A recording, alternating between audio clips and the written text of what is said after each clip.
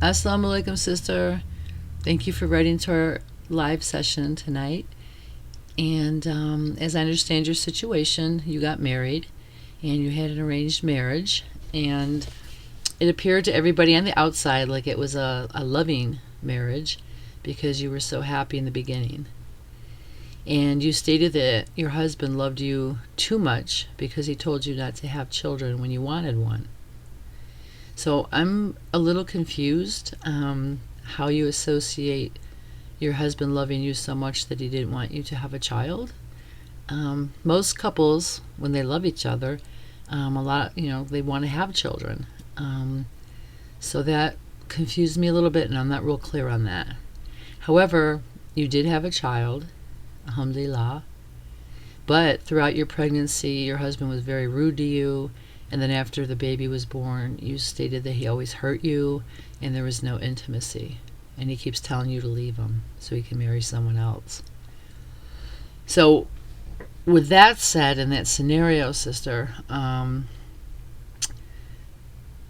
it seems like your husband has a lot of issues. The one that comes to mind is that in some cases, in some very few cases, men don't want their wives to have babies because they fear, it will change sex. It will change the vagina in some way, right?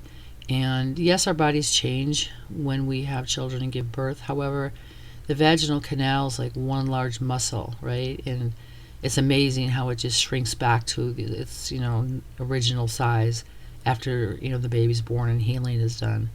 But some men, for some reason, just can't get beyond that and cannot understand that medical concept, right? It's like they're shut down on that, and they start detaching from their wives, and it's really, really sad, right? Because it shows a lot of ignorance on their part, and lack of empathy, and just a total disregard for the blessing of human life and bringing life into the world. You know what I'm saying? So, and as you could see around you, worldwide, many, many, many happy couples, millions of happy couples with children who have a very good and active sex life. So these very few men who get hung up on that, it's a sad thing because I guess, what they think they're going to do is just go from, woman to woman, wife to wife, and coddle their own insecurities that way, right? So anyhow, back to the point here. He's not treating you good, and you said that he, will shut you down and push you away, and you can't understand, why he's doing this to you. And kind of what it boils down to is that he's selfish. And he may have some other issues going on. He may have insecurities. He may have, narcissistic tendencies, whatever. I'm not really sure. But as you stated, he's hurting you. I don't know in what way he's hurting you. But I can say this, sister, if he's putting his hands on you physically, you need to leave immediately, right? You need to either call your family, inshallah, or, go call, the crisis center, in a safe way so he doesn't know, and make a plan of action to leave if he's hurting you physically. Mental and emotional abuse is not as bad per se, but it is, right? Physical abuse can kill you, and mental and emotional abuse can slowly kill a woman, right? And none of it is good. So if he's participating in that, I would kindly suggest, sister, that you do think about your options for leaving and starting a new life. I know it's scary. I know you don't want to get divorced. But look at the alternative, right? I mean, do you want to be married to a man who is insensitive and is mean to you and cold to you and doesn't treat you good? Right? Do you want to bring a child up in that environment? It's like, we got to realize that when we bring children to the world, they're a gift from Allah, and we'll be held accountable, for not protecting our children. And I'm sure you don't want your precious child to grow up in an environment where the father is mean to the mother, or even abusive. That would be horrible.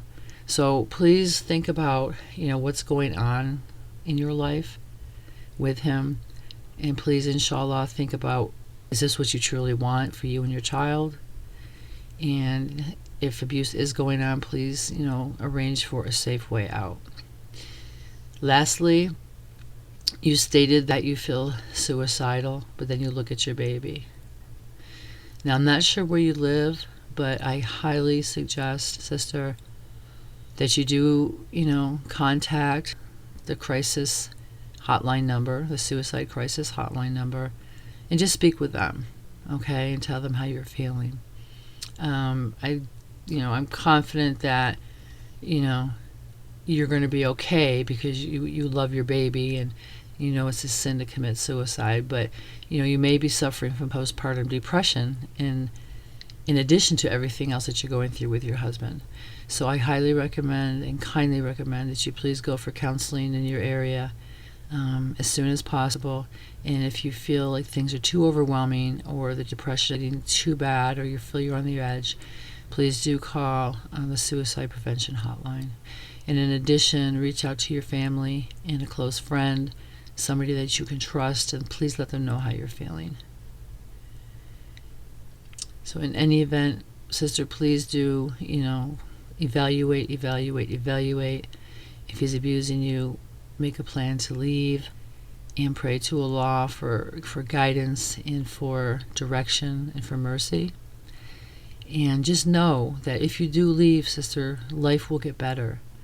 Allah will bless you with somebody, 1,000 times better, that you will love so deeply that you couldn't even believe. Allah has a way of just making things so right in our lives. You know what I'm saying? We have to take the steps to make them right.